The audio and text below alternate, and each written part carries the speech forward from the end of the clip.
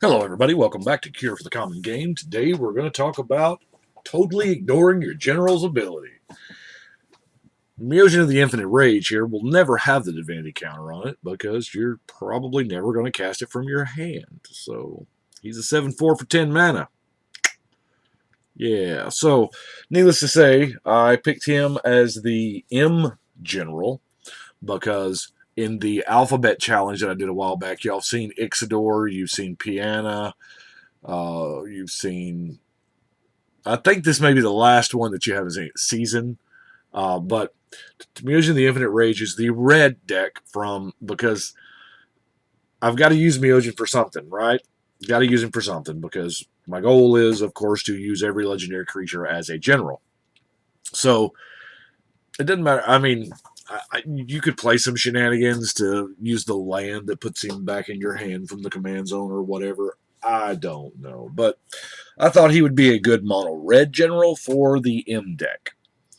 Why M? Because as you know from watching the others, the first letter of the basic land is what I did with. So every card in the deck would begin with that letter. Now, of the five, Season is probably the best, but this one is actually not bad. Uh, Take a look, see what we got here. First off, our non-basics are Mad Blind Mountain and Mirror Pool. We have a little bitty tiny amount of ramp with Manalith, Mana Silex, Mind Stone. Try and do the artifacts first here. And that's pretty much it for the mana ramp. Now, Mind Crank is good, and apparently the Myojin stole some stuff from the Angels because you have the Moon Silver Spear. I mean, that's harder than it looks to say. Avacyn's Mask. Now, I love me some Monkey Cage because you always dream big when you cast the Monkey Cage. You're like, I just want at least 5 mana worth of dudes out of this. So for 2/2 green apes, you want 3, you really do. But it seems like I only draw it against the 1-drop deck. So yeah, but living the dream is of course when somebody casts a dang Ulamog and you're just giddy as hell over all your monkeys. Anyway, we got the Mirari to copy the instants and sorceries. And is it just me, or does the Mesmeric Orb really look like the Mirari? Anyway, I didn't really read a lot of that story back then. I just know Mirrodin, Karn, it's gone, Phyrexia. Anyway, Mindslaver is going to buy us a little time. Mind's Eye, Millstone, Mercadian Atlas. It does reward you for getting shuffle screwed. So, hey. Artifact creatures. That was actually quite a bit of artifacts there. Artifact creatures, since we are running heavy on artifacts, I'm running the Mycosynth Golem, because some of our artifact creatures, now granted, a lot of them are not real expensive, like the various assorted mirror, the galvanizer. He gets your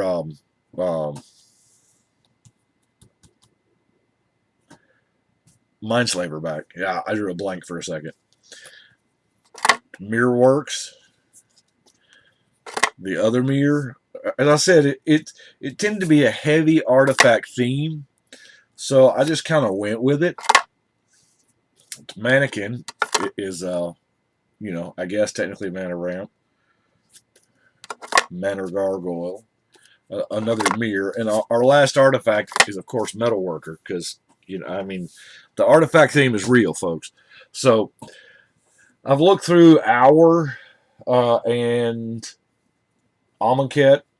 I got like 1 card from it, And that is the, oh, he don't want to be boxed. Unboxed. That would have been a good name for the third unset. Anyway, Manticore Eternal.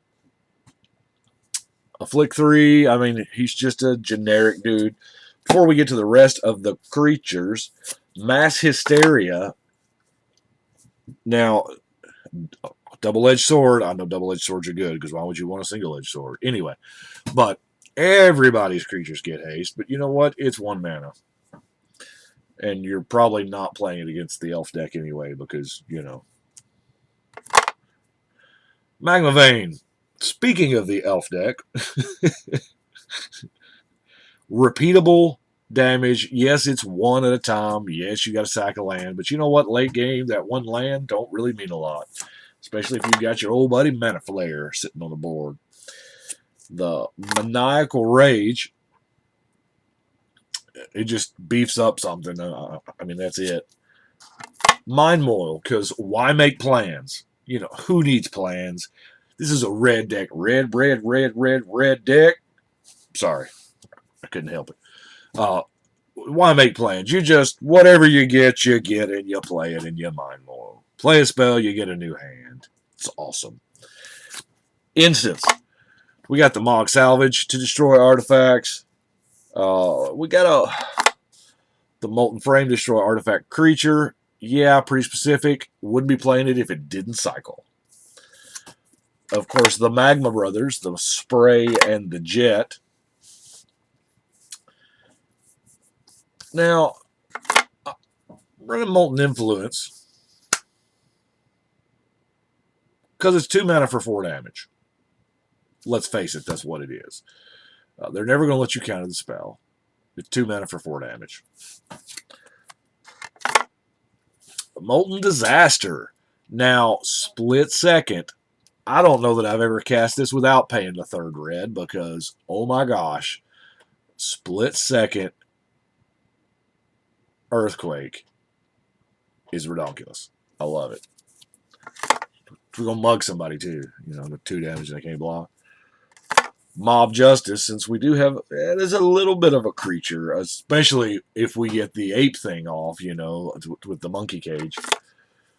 Mana Geyser. Now this, I've played this in a couple of decks, and you will not believe this. Yeah, I'm sure there's going to come a time I'm going to draw it, and it's just going to be a dead card. But there, I think the last time I actually cast Mana Geyser, of course, the bigger the game, the better, obviously. 4-player game is standard. I play a lot of 6, 7. You know, everybody who's at the shop's going to play. So it's really easy to get like 20 mana off this Joker. Mob Rule. I don't really have to say anything about this card. It's Mob Rule, you know. Yeah, a lot of times it's just win the game. Because let's face it, we love our fatties. Mark of Mutiny. You know, I'm going to borrow it. I'm going to get it bigger. And you can have it back when I'm done with it, assuming you're alive. Then we got the Molten Psyche. Why not? We probably... I love this because it does have Metalcraft, plays into the artifact theme. I'm going to roll through... Magus of the Scroll, Curse Scrolls was the original artifact this was named after. And you just always... Magus of the Scroll is a ridiculous card. Or, well, Curse Scroll was ridiculous. Magus just way easier to kill. Hell, we've got a couple cards in the deck that kill it. But you wait till you get to no hand, and then you draw a card, you activate this for the free 2 damage, and then you play the card, and you just always do it. And it doesn't even punish you if you're like land screwed and you have 4 mountains in your hand. Doesn't matter. Minotaur Aggressor. Marassa Pyromancer. Another Magus. It was easy to do because, you know, I send one of my guys in there. I send one of your guys in there. Because you get to pick. The problem is, you got a 6 mana 5/5. A, you're not swinging with. B, It costs you another 3 mana to tap. Now, granted, you're selectively picking them off. Uh, and if you can repeatable creature kill for no actual card expenditure, but you do have a tempo expenditure. I mean, you paid 6 mana for this Joker. Anyway, Magma.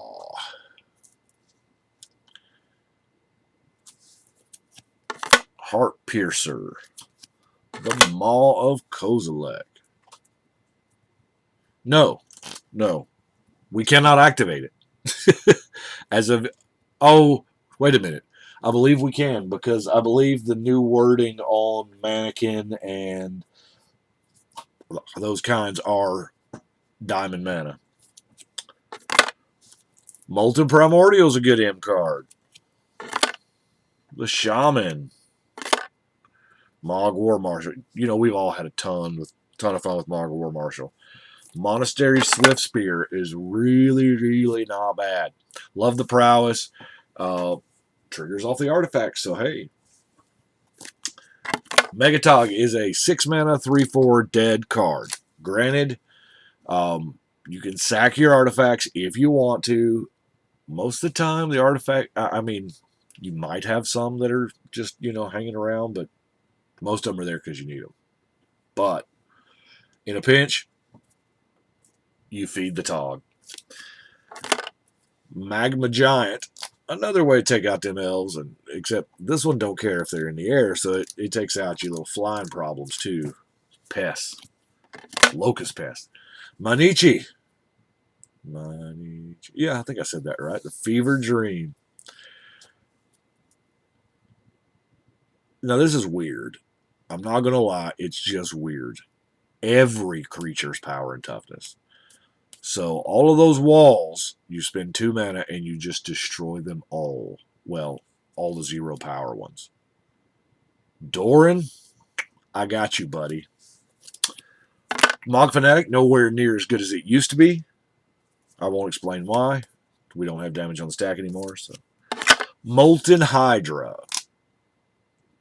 Another good way to sink your mana, because you can just keep dumping counters on him. Now, you tap him, remove those counters, deal 1 damage, So, it's kind of like you're putting damage on layaway.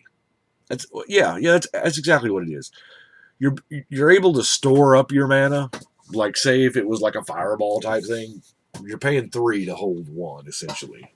3 mana to hold 1 counter, and then you're going to turn that 1 counter and do 1 damage, but you could pay for it over multiple turns. You got your Mana Flare kicking. Hey, not that bad. Mog Assassin. The best cards in the game say flip a coin at the very beginning. I'm telling you. The Blade Master. Mordant Dragon. And, of course, our last card is Magmasaur. That is it for the M deck. I want to say that's the last of the Alphabet Challenge. I don't know. There may be one more. I can't remember. White was Piana. Blue was Ixidor. Black was Season. Red was the Myojin. And green was Frail Ice. Yeah, I think that completes the cycle now. So y'all don't have to worry about any more alphabet decks. But as cards do come out, I am going to try to tweak and try to make these a little better, because it would be great for these to be actually playable. I realize they're not. Dear Lord, I really know Ixidor's not. But anyway, I do appreciate y'all watching. Y'all let me know what you think. And tell me how you feel about this new F&M thing. That's an idea that I had was to just start pitching out a random question at the end of each video, because they're changing to F&M.